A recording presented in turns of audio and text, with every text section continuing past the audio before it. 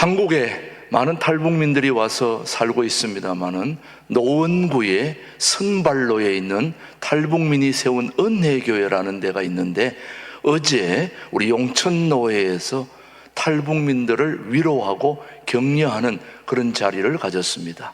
우리 용천노회에서 한 20여 명의 직접 이런 간접으로 데리고 온 탈북민들, 북한을 탈출해서 한국에 온 탈북민들 한 20여 명을 같이 초청해서 그들에게 선물도 주고 또 위로도 하고 정심도 대접하고, 또 저희 교회에서도 제가 설교하러 가서 또 귀한 선물도 함께 전달하고 왔습니다.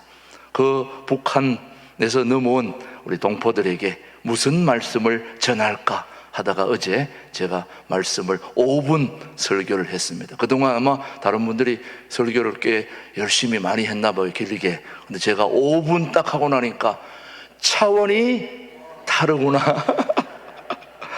그래서 아마 진행하는 목사님이 엄청 은혜를 받았다고 본인이 표현하더라고요. 아, 목사님 설교 짱입니다. 거기 모인 우리 탈북민들도 딱 한 가지를 얘기하는데, 제가 나무, 우리 신광두레교에 있는 벚꽃나무를 하나 잘라가 가지고 가서, 우리 예수님은 나무다, 여러분들은 가지다.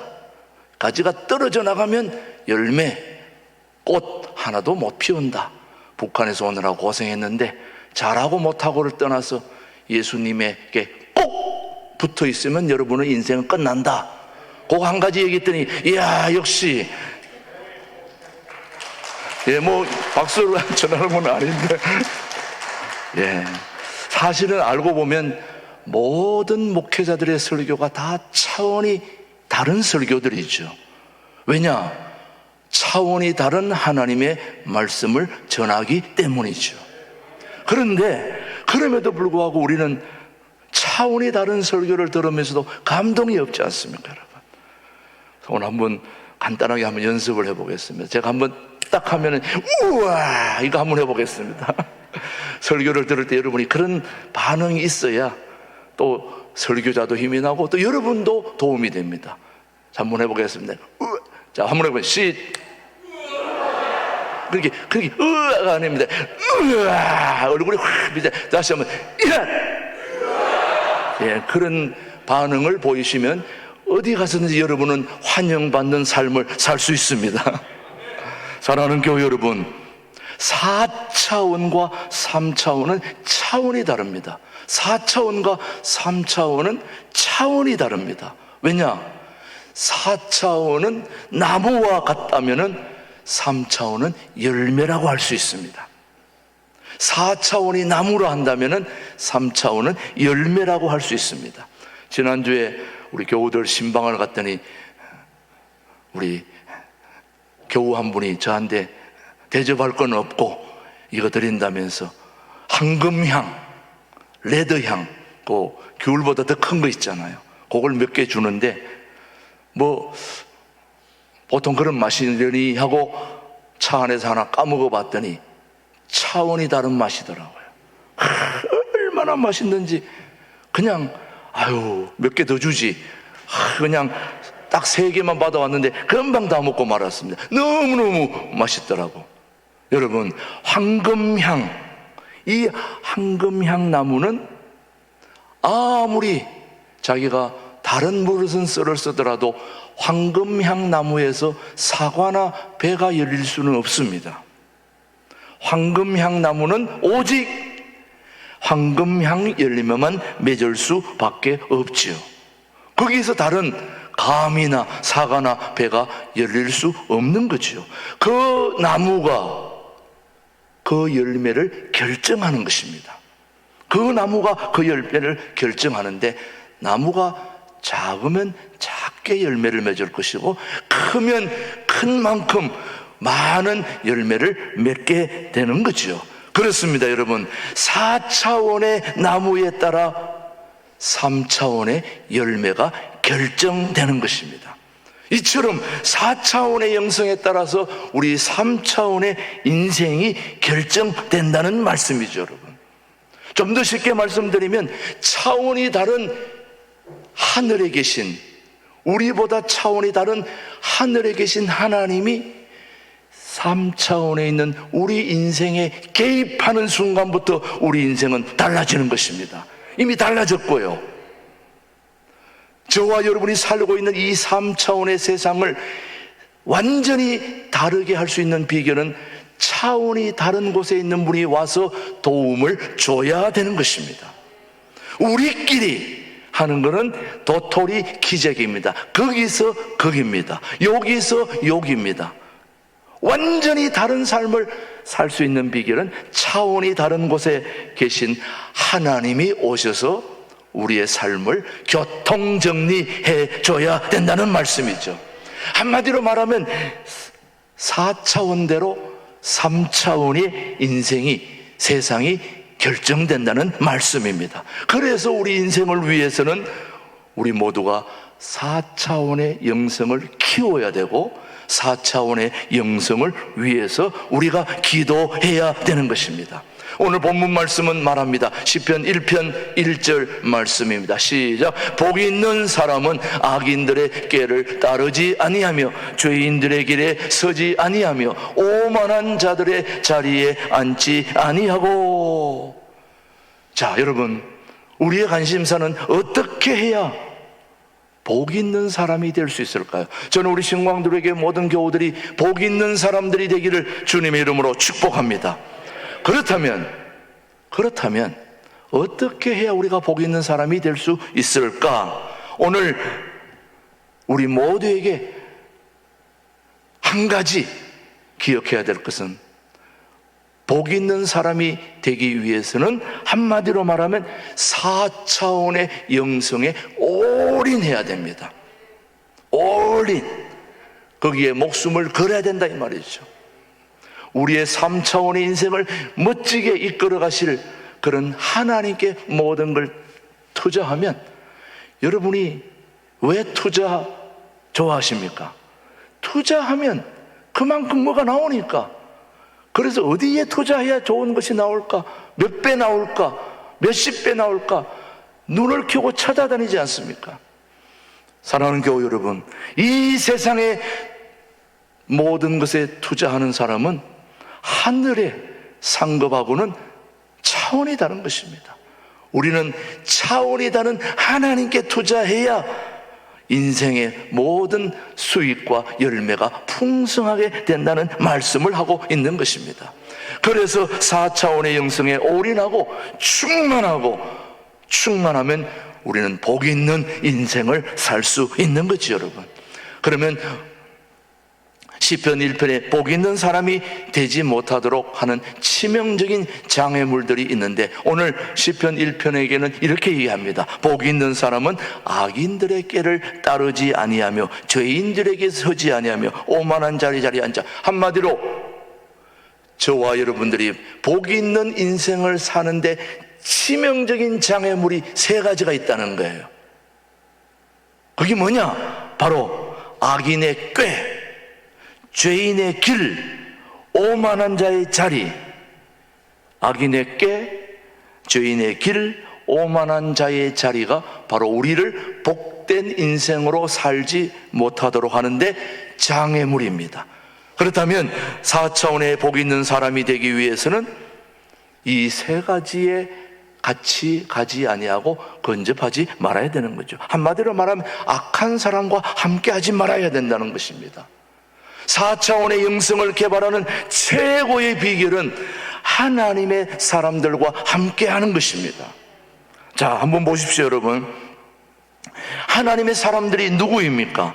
바로 복이 있는 사람입니다. 영성이 있는 사람들입니다. 하나님의 사람들은 복이 있고 영성이 있는 사람들입니다. 그런 사람들하고 가까이 지내야 되는 겁니다. 저는 결혼할 때부터 아들을 낳으면 이런 이름을 지어야 되겠다. 그래서 제 큰아들 이름을 지었는데, 여러분이 제 큰아들 이름을 여러분이 잘 모르실 거예요. 잘 모르기 때문에 제가 오늘 좀 알려드리려고 합니다. 이름이 너무너무 중요한 이름입니다. 제 큰아들 이름을 한번 보시겠습니다. 한번 제 아들 이름이 바로 저 이름입니다. 최영성입니다. 영성. 제가 신학교 다닐 때부터 제 아들, 우리 동기생들이 제 아들 이름을 다 알게 됐어요. 내가 하도 자랑을 해가지고. 저기 보세요. 보통 영성할 때 밑에 성자는 품성, 성자 저런 걸 쓰는데 제가 너무너무 영성을 좋아하고 사랑해가지고 위에다가 거룩할 성자를 쓰지 않습니까, 여러분? 영성. 제가 얼마나 영성을 사모했으면 우리 아들 이름을 영성이라고 지었을까요, 여러분? 예. 근데 우리 아들이 저렇게 영성의 이름에 걸맞는 삶을 사느냐? 그건 묻지 마세요. 청소년 때 너무너무 속을 썩였는데, 하나님께서 이름을 잘 지었는지 이제 바뀌어가지고 너무너무 효자가 돼가지고 저한테 얼마나 잘하는지 모릅니다. 사랑하는 교회 여러분, 복은 배우는 것이 아니라 받는 것입니다. 복은 배워서 되는 게 아니라 받는 거예요. 영성은 배우는 것이 아니라 받는 것입니다. 어떻게 받을 수 있을까요? 복 있는 사람을 만나면 복을 받는 겁니다. 영성 있는 사람을 만나야 영성을 받을 수 있는 것입니다. 잘 보십시오, 여러분. 신약 성경의 3분의 1을 기록한 사도 바울, 얼마나 대단한 인물입니까? 성경의 3분의 1을 기록한 사도 바울과 계속 함께 있었던 디모데, 에바브로 디도, 이런 사람들은 그냥 같이 사도 바울과 있다 보니까 기가 막힌 제자들이 되었습니다, 여러분. 엘리야는 죽지 않고 살아서 하나님 나라로 간 인물이 최초의 엘리야입니다. 우리도 다 그런 사람이 되고 싶지만 그거는 하나님이 해 주셔야 되는 것이고, 아무튼 엘리야는 영성의 대가입니다. 그런데 이 엘리야의 후계자가 누구입니까? 엘리사입니다. 엘리야의 갑절의 영감을 구했던 이 엘리사가 엘리야와 함께 지내는 동안에 그는 기가 막힌 엘리사가 제자가 된 것입니다. 사랑하는 교회 여러분, 복은 배우는 것이 아니라 받는 것입니다. 영성은 배우는 것이 아니라 받는 것입니다. 성경에 우리가 도저히 따라갈 수 없는 영성의 소유자들이 있죠, 여러분. 바로 예수님의 제자들입니다. 여러분, 예수님의 12제자들, 그들을 사도들이라고 얘기합니다. 그런데 이 예수님의 12제자들이 어떻게 그 어마어마한 영성의 소유자들이 되었을까? 그 비결은 간단합니다. 예수님과 함께 몇 년 동안, 답을 가르쳐 주잖아요. 몇 년 동안? 3년 동안을 함께 동고동락했기 때문에 예수님의 제자들은 예수님과 같은 영성을 흘러 받아 누리게 된 거죠, 여러분요. 여러분, 제가 김준홍 목사님 40몇 년 따라다녔더니 다른 사람이 그러더라고요. 목사님도 김준홍 목사님 많이 닮았는데요. 뭐 아직도 따라가려면 멀었지만은 그래도 닮은 모습이 조금 보이긴 보이나 봐요. 예수님의 제자들이 얼마나 형편없는 사람들이었습니까? 그런데 예수님을 3년 따라다니고 나니까 예수님은 십자가 이렇게 졌지만은 베드로는 거꾸로 십자가에 들어갔잖아요. 핍박당하고 순교당하고 그런 제자로서의 삶을 살아갈 수 있었던 비결은 스승님이 워낙 대단한 보스였고 위대한 스승이었기 때문에 그 스승 밑에, 그래서 왕대밭에 왕대나고 갈대밭에 갈대난단 말이에요. 저는 우리 신광두레 교회는 워낙 차원이 다른 교회니까 많은 주님의 일꾼들이 나올 줄로 믿습니다. 여러분 좋은 사람이 되고 싶습니까? 그렇다면 좋은 사람과 가까이 지내면 됩니다. 예수 잘 믿는 사람이 되고 싶습니까? 그러면 예수 잘 믿는 사람 따라다니고 친해지면 되는 것입니다. 그런데 어느 날 우리 아이를 봤더니 너무너무 악해져 있는 거예요. 아니, 우리 아이가 이런 애가 아니었는데, 너무너무 착하고 좋은 아이였는데 왜 이렇게 되었을까? 나중에 뒷조사를 해봤더니 악한 친구들과 친하게 지내다 보니까 이 아들이 악해져 있는 거예요. 그런데 반대로 또 우리 아들이 너무너무 망나니여가지고 그렇게 고생하고 참 걱정을 했는데 어느 날 보니까 너무너무 아이가 착해지고 좋아진 거예요. 그래 알고 봤더니 착한 친구를 사귀어가지고 그 착한 친구하고 밥 먹고 커피 마시고 다니다 보니 어느새 자기도 모르게 그렇게 착해져 있는 거예요. 어떤 분이 장로님이 되었습니다. 아무리 봐도 내가 봐도 그분이 장로님 될 만한 신앙이 아니었어요. 근데 장로님이 되신 거예요. 그 알고 봤더니 아주 신실한 장로님하고 늘 같이 다니더니 그분이 드디어 장로님이 되신 거예요. 여러분, 신앙생활은 잘하는 사람과 함께 같이 있으면 그렇게 따라가게 되는 거죠. 그래서 최고의 스승이 바로 사람인 것입니다.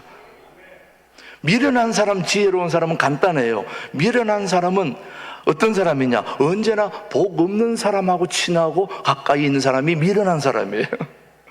지혜로운 사람은 간단해요. 복 있는 사람들 가까이 가서 친하고 교제하고 함께 사는 사람들을 보면 그렇게 되는 거예요. 저는 여러분들이 그렇게 되길 바랍니다.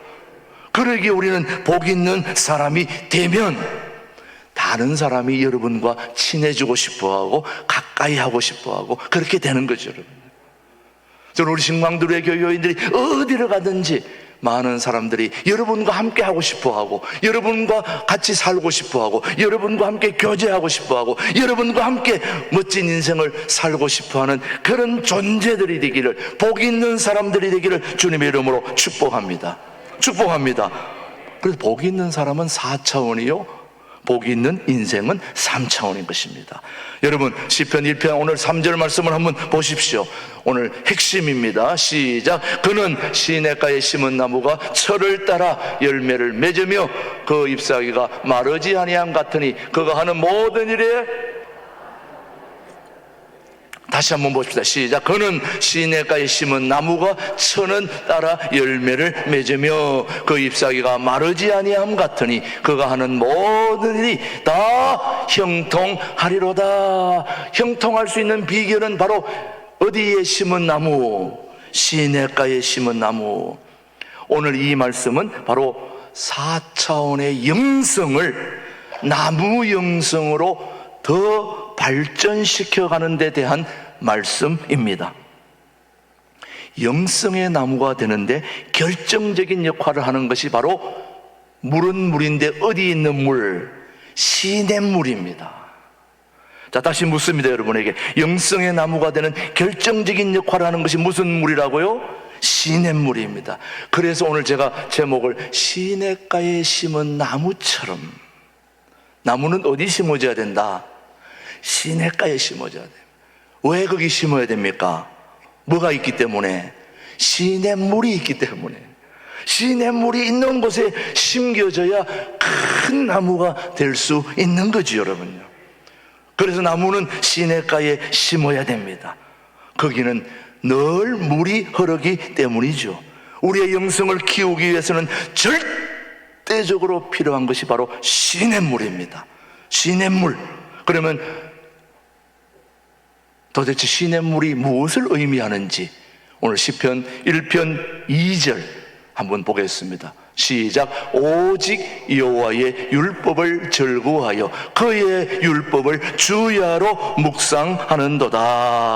시냇물이란 한마디로 말하면 율법이며 말씀입니다. 시냇물이 뭐라고요? 율법이고 말씀이다. 말씀의 시냇물이 4차원의 영성을 키우는 결정적인 요소가 되는 것입니다.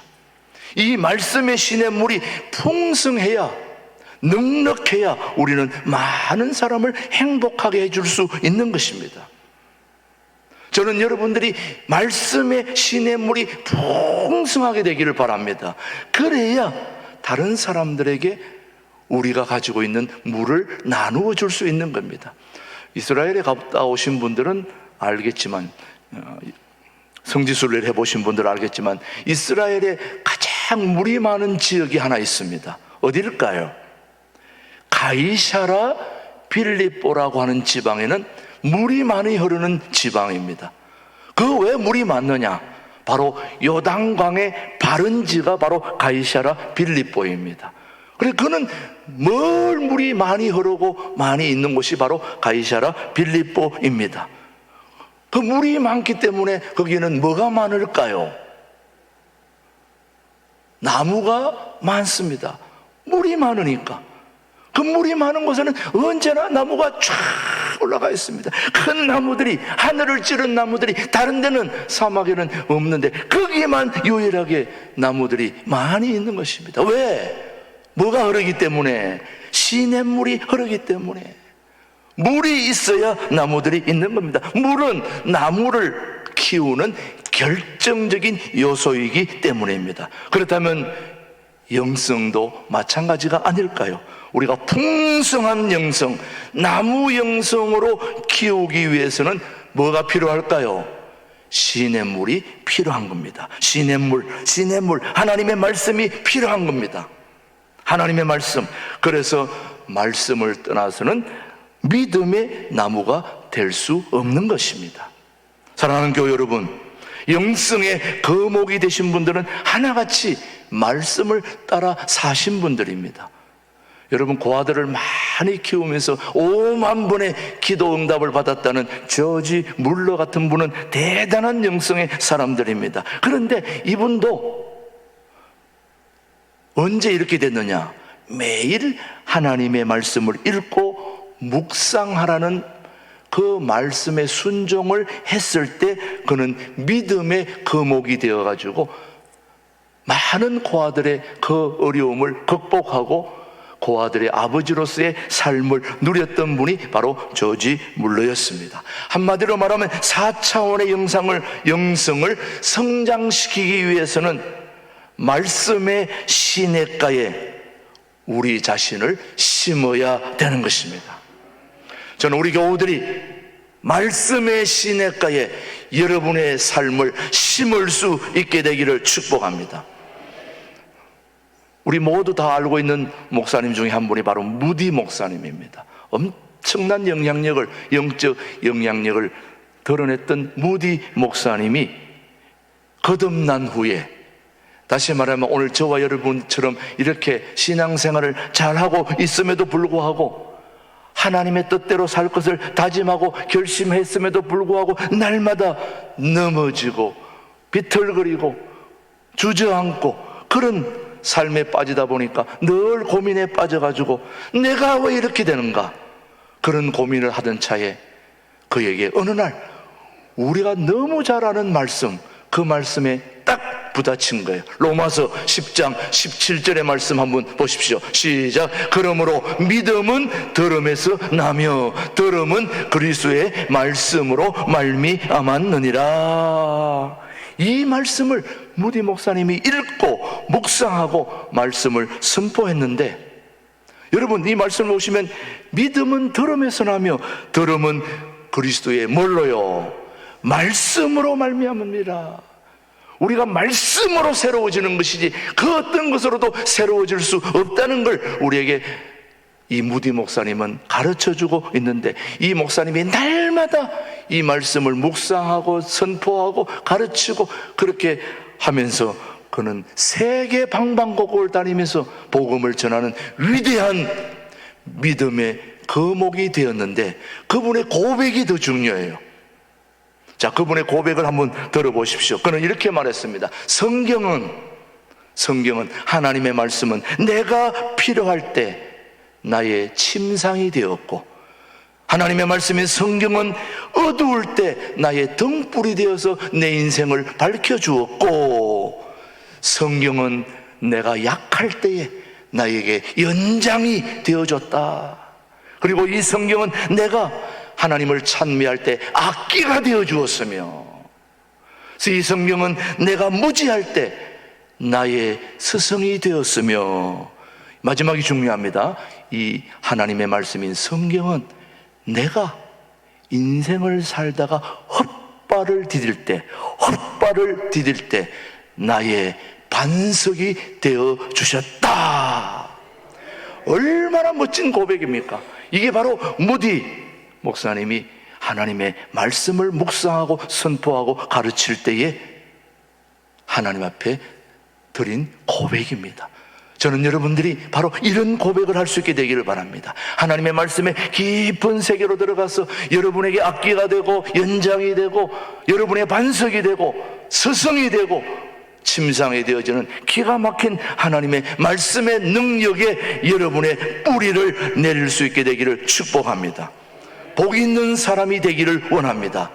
그렇게 되려면 바로 말씀의 시냇가에 뿌리를 내려야 되는 것입니다. 저는 마지막으로 여러분에게 부탁하고 싶습니다. 우리의 신앙은 차차차 신앙이 되어야 됩니다. 무슨 신앙요?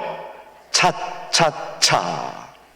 하나님의 차원이 다른 하나님의 말씀을 받는, 자, 여러분이 차차차를 차를 하나씩 운을 떼어주시기 바랍니다. 시작.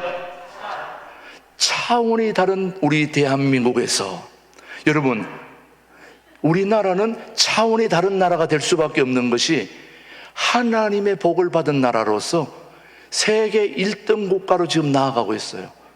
저도 해외에 많이, 요즘은 못 나가고 옛날에 많이 나갔지만 우리 대한민국의 여건이 최고 인기가 좋아요. 그래서 대한민국의 여건을 훔치려고 얼마나 많이 노력하는지 몰라요. 그거 하나 훔치면 어디든지 갈 수 있다는 거예요. 그만큼 우리나라가 대단한 나라가 됐어요. 그러니까 차원이 다른 나라가 바로 대한민국입니다. 두 번째, 차원이 다른 교회가 우리 신광도래 교회입니다. 동일한 묵을 준비하는 이런 기가 막힌 교회가 어디에 있습니까? 세계 최고의 말씀 전하는 자가 우리 교회의 목사님 아니십니까? 예. 외모로도 받쳐주지 않습니까? 차원이 다른 교회 신광도래 교회입니다. 한 번 더. 예, 차원이 다른 성도들이라고 저는 믿습니다. 차원이 다른 나라에, 차원이 다른 교회에, 차원이 다른 성도들이 있다면 차원이 다른 분들 아니겠습니까? 차차차 할 때에 차원이 다른 나라, 우리 교회 바로 그런 교회에 저와 여러분이 신앙생활 할 수 있다는 게 얼마나 축복받은 것임을 오늘도 명심하며 앞으로 남은 인생을 멋지게 사시기를, 차원이 다른 삶을 사시기를 주님의 이름으로 축복합니다. 하나님 아버지 감사합니다. 믿음을 키워서 4차원의 나무 믿음으로 예수님께 영광 돌려드리는 우리 모든 신광도래 교교들로 축복해 주시옵기를 예수님의 이름으로 기도드립니다. 아멘.